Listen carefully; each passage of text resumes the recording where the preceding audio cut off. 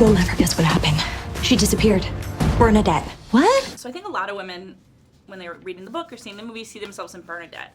Do you guys see any part of yourselves sort of in that character? I think one of the most fascinating things about Bernadette, is it the Bukowski quote where it's like, some people never go mad, what truly, sad lives they lead. And I think what I love so much about Bernadette is there's this burning passion inside of her, and it sort of begins to manifest itself as a kind of madness, a kind of mania, and sometimes it's misguided and sometimes it's funny.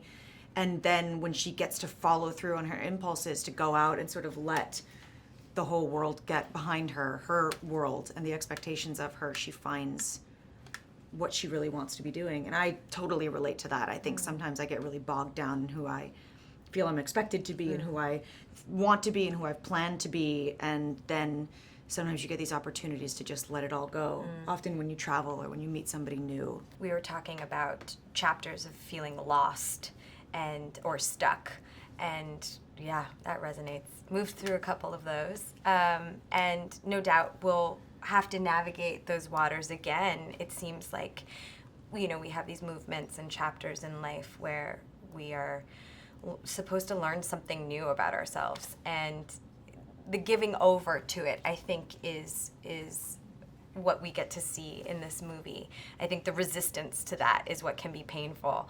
So it's really exciting to watch Bernadette dive in. A huge project has come up that will require me to go to Antarctica.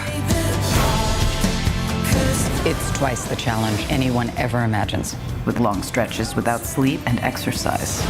Sounds like I've been in training for this for the last 20 years. One thing for me was sort of saying, like, oh, you can put all your work into something and then, like, maybe there's a setback or it doesn't get received like you want it to. Like her, what was it, 20 Mile House? Yeah. Okay.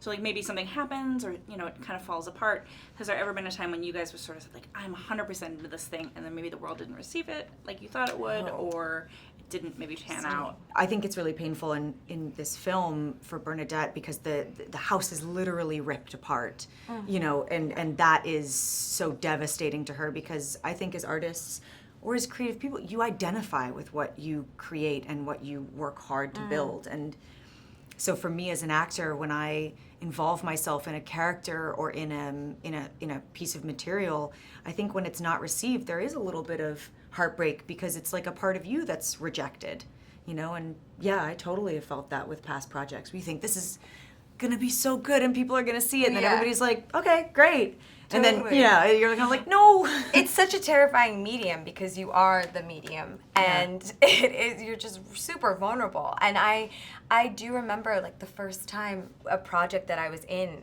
was going to be visible, I just didn't realize just how terrified I was of that, because everyone, is allowed to have an opinion.